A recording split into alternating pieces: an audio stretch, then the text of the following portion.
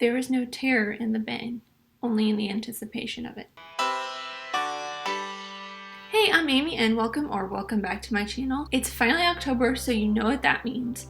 It's almost Halloween! So for the entire month, I'm going to be talking Halloween and horror. My personal favorite horror movie, my favorite movie to watch on Halloween with a big bowl of candy, and checks the movies off the 1001 movies you must watch before you die list. But today, I'm talking about my top favorite movies from the Master of Suspense himself, Alfred Hitchcock. This is only out of the movies that I have seen, and I've only seen a very small fraction of his 70-something directing credits. Number 5, Vertigo.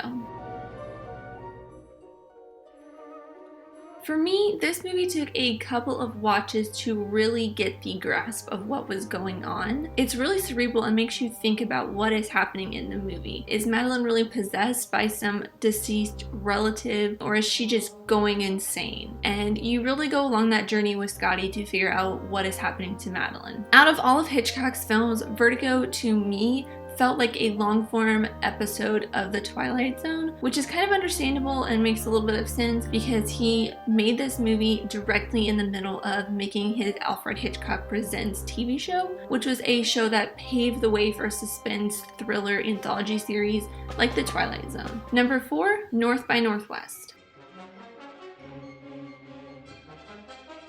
One of the most classic case of mistaken identity gone wrong movies has a pretty standard storyline for an Alfred Hitchcock movie. But the double agent twist at the end with Eve was surprising to me at least the first time I watched it. And after seeing it a ton, the ending to me, at least it felt like what the ending of Casablanca would have been if Ilsa had stayed with Rick. Number 3, Strangers on a Train.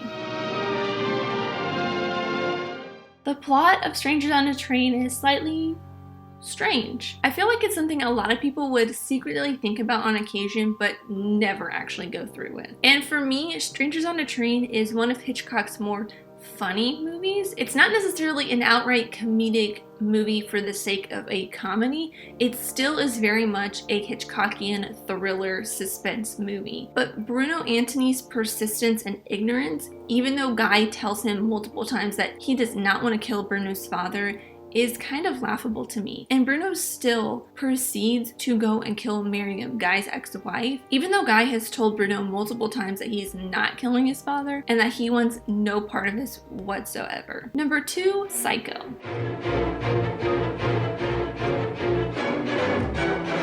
I know this is probably number 1 on a lot of people's lists, and it was very hard for me to choose between this one and the one that's actually number 1 because Psycho is probably my top 3 favorite classic horror movies of all time. Actually, it's probably my number 2. I've seen Psycho probably as many times as I've seen every other Hitchcock movie I've ever seen put together. So it's very near and dear to my heart because it was one of the movies that kind of introduced me to this genre of horror. It's a classic and probably one of Hitchcock's most famous films. Well, a boy's best friend is his mother. It inspired 3 more movies starring Anthony Perkins, again as Norman Bates, an okay remake in 1998 starring Vince Vaughn as Norman, and an amazing contemporary prequel starring Freddie Highmore and Vera Farmiga. It revolutionized the horror genre in so many ways, but especially with cinematography, editing, and special effects. It also introduced him first, not just in the horror genre, but in filmmaking in general, by showing the first toilet on screen and the mid-film killing of one of its main stars. Number 1, Rear Window.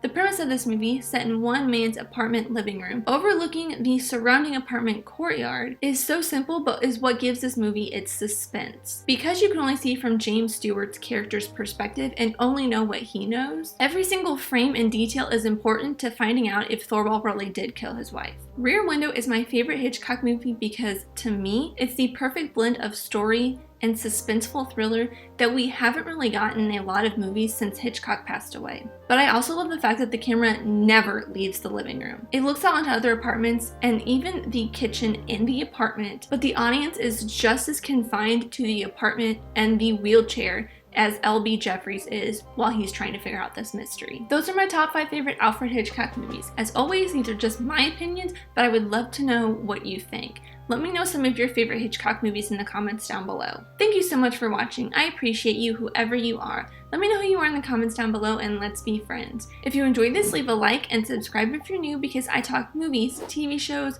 all that fun stuff, and the entire month of October I'll be posting fun horror or Halloween related movies on my regular times. So stick around and I'll see you guys next time. Bye!